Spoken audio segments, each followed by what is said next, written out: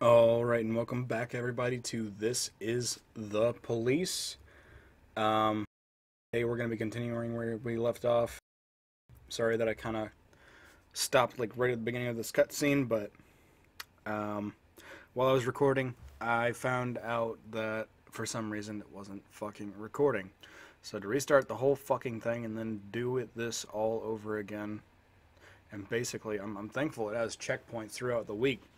Like it has days where it like saves on a load that you can go back to if you fuck up. So that's a good thing. But let's continue. My new role as corrupt Shit, I thought I hit official, mute.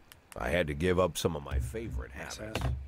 I couldn't turn off my phone when my head ached.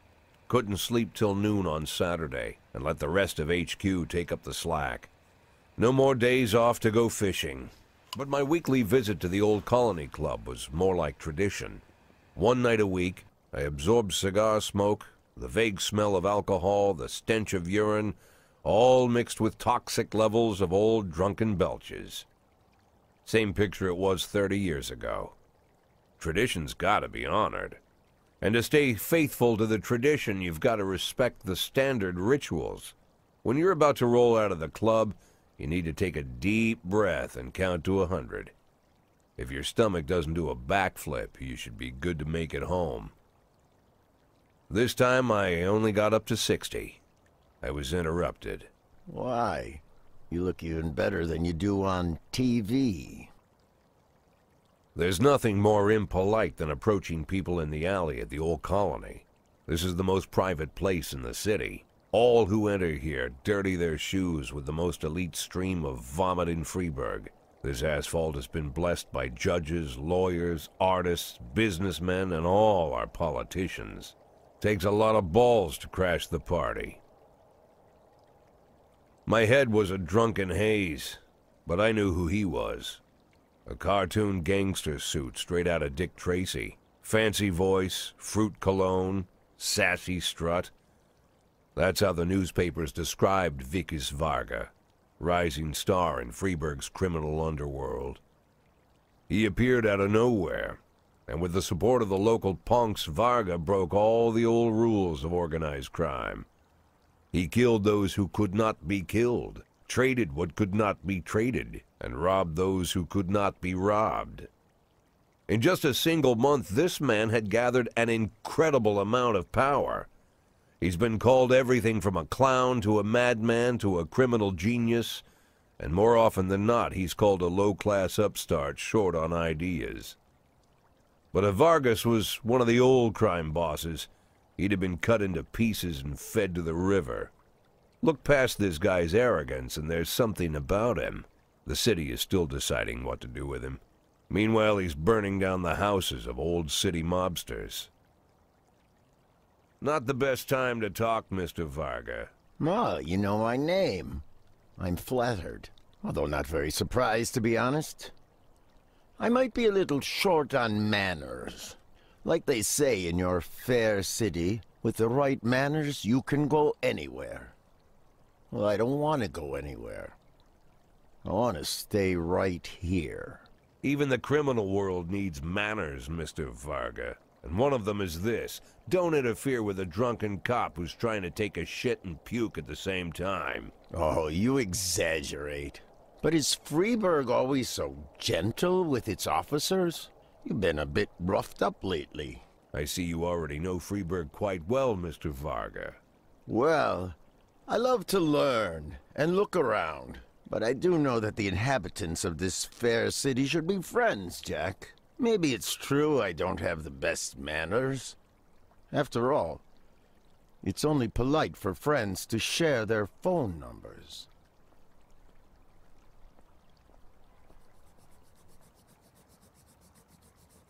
This city of yours moves so fast. I feel like I'm hooked on amphetamines all over again. You wake up in the morning full of ideas, and by nightfall, you've all had each other killed. So don't wait too long to call. I don't mind if you're drunk. It's all the more fun. I'll be stoned myself, most likely.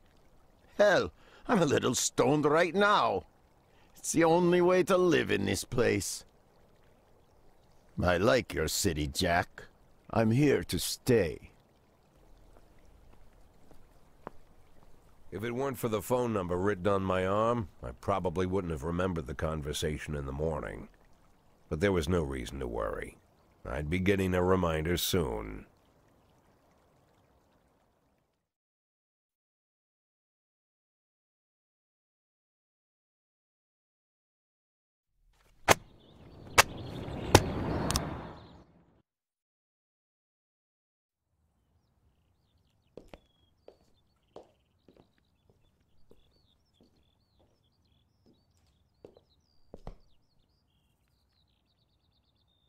My morning ritual was plagued by the smell of Vickers Vargas' fruity cologne. It was like the sharp citrus scent was chasing me around the house, as if Vickers was right there in my living room. When I finally realized the smell was coming from a big basket of oranges, it didn't put me any more at ease. I'd opened my door to lots of threatening mail, evidence of criminal wrongdoing, even a dead ferret or two. But fruit? Never.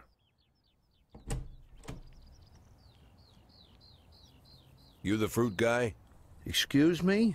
Was it you that brought the basket of oranges? Nah, it was here when I arrived. Fine.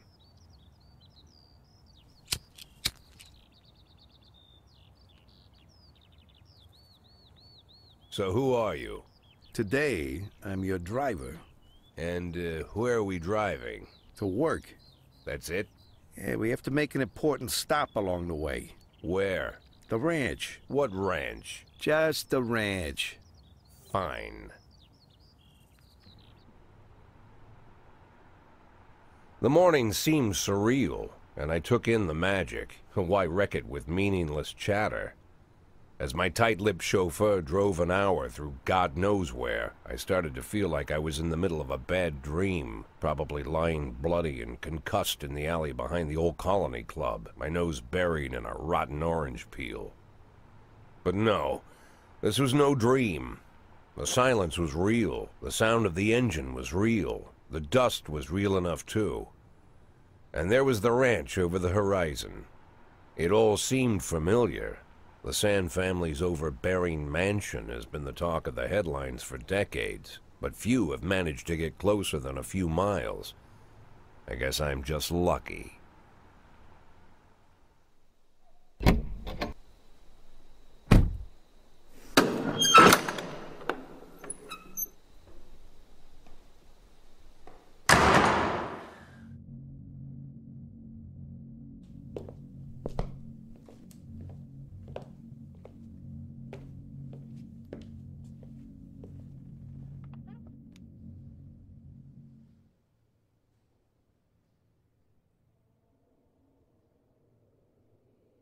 I didn't know you took private meetings, Mr. Sand.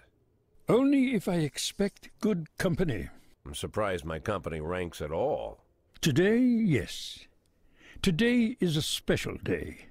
So it seems. Do you often go to the old Colony Club, Jack? Every week. Meet any interesting people there? As a rule, no. Sometimes you make a date, right? Sometimes make new friends. Sometimes, I guess. But that's not why I go. And why? I consider it a hobby. A hobby. Do you know anything about my hobbies? Well, judging by the half-dozen animal skins I stepped on walking over here, it's not much of a reach to say you like hunting. Love it. Well, I say that now. It seemed so tedious when I was a child. Took ever so long. But now I'm older. I've developed a new talent. What talent is that? Patience.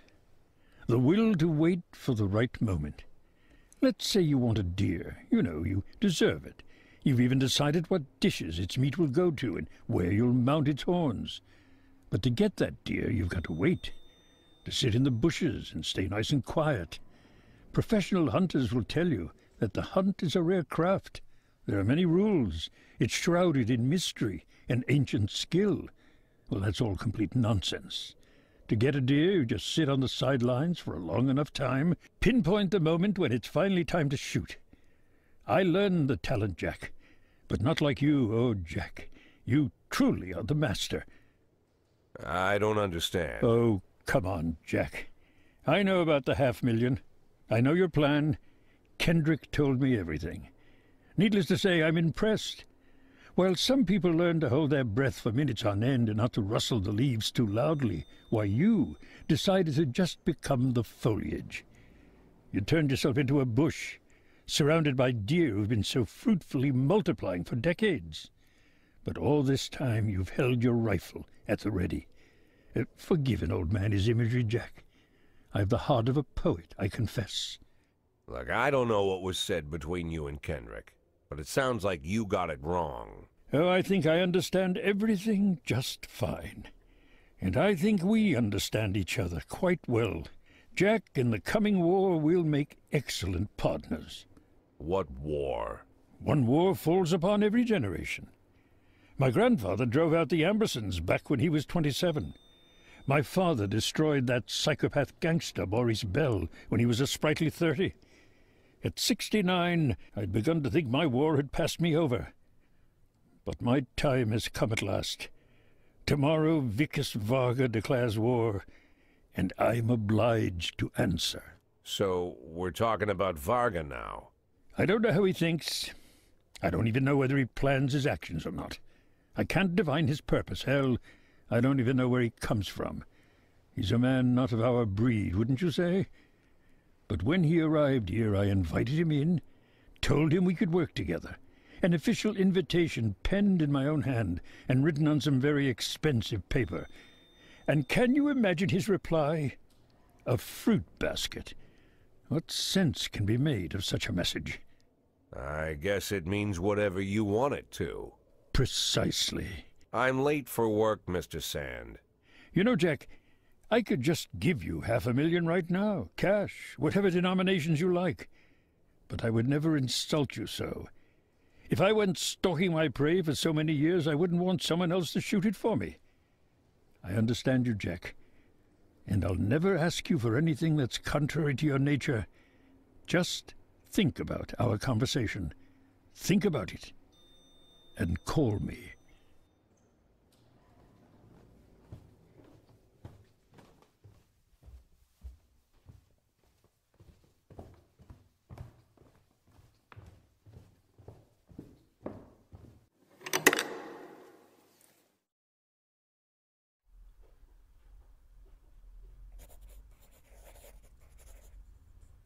Like I said, it's a whole new life, and I've had to give up some old habits.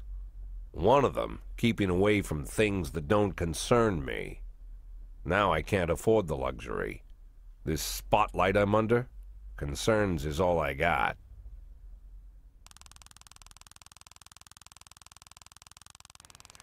God damn. Okay, that's really annoying.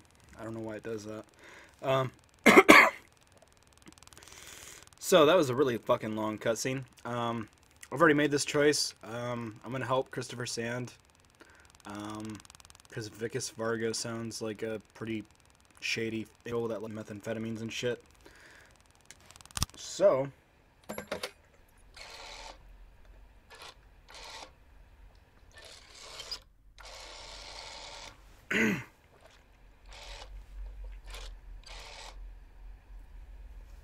Tell him it's Boyd.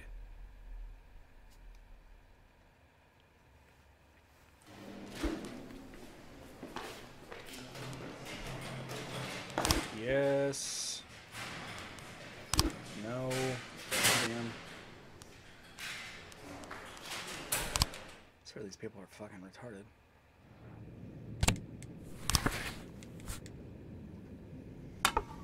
Okay.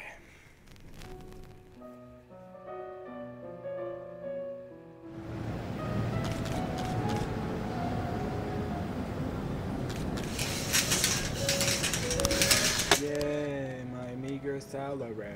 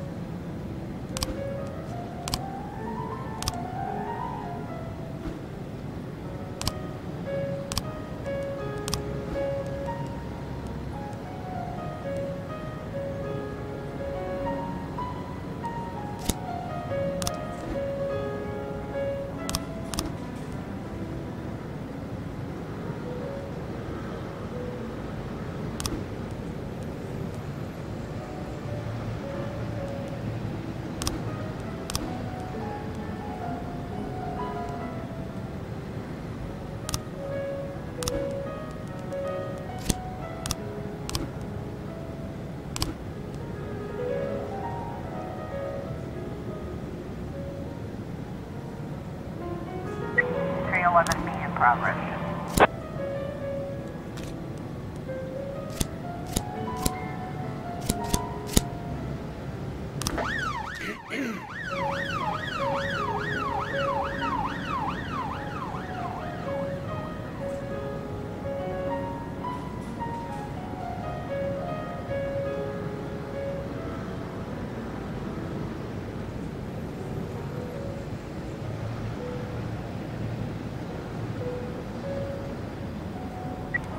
I was trying to raise 10-1, Sergeant Hotspot.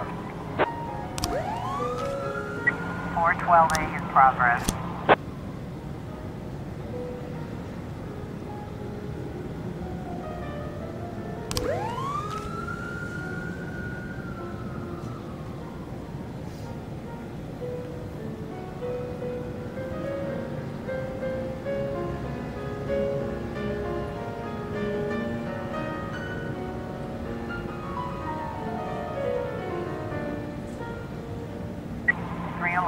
Complete. 410 got in progress here. 412A complete.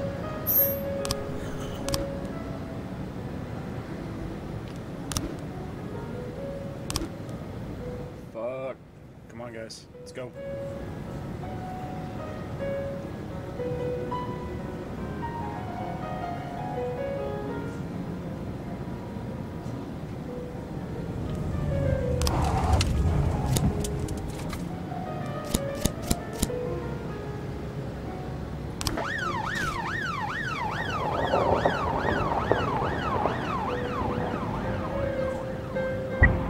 A in progress.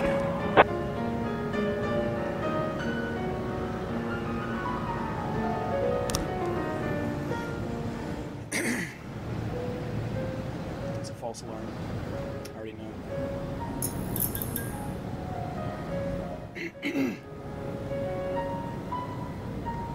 410B complete.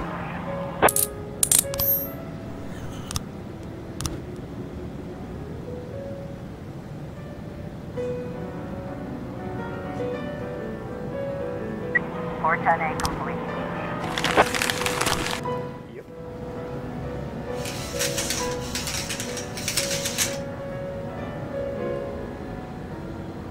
Party wagon.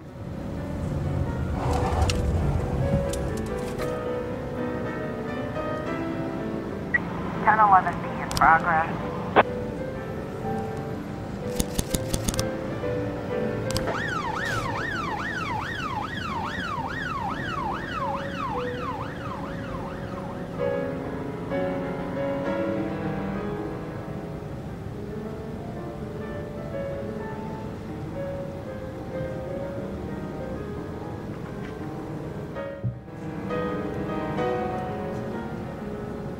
Looks like we have a situation here. 1011B complete.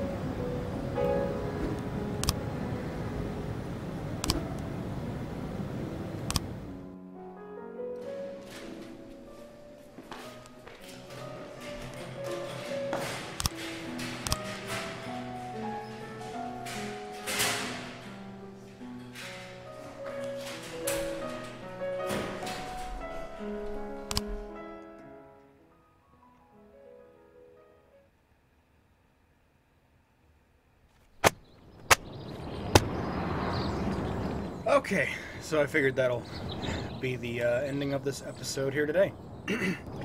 But I thank you guys for joining me, and I hope you'll join me for the next one as well. And I also hope that you enjoyed this episode, because I don't want to be doing this for no fucking reason. Even if it just helps you make the decision whether or not you want to buy it, or you're just watching it because you don't have the money to buy it, that's cool too. But I thank you for joining me, and I'll see you.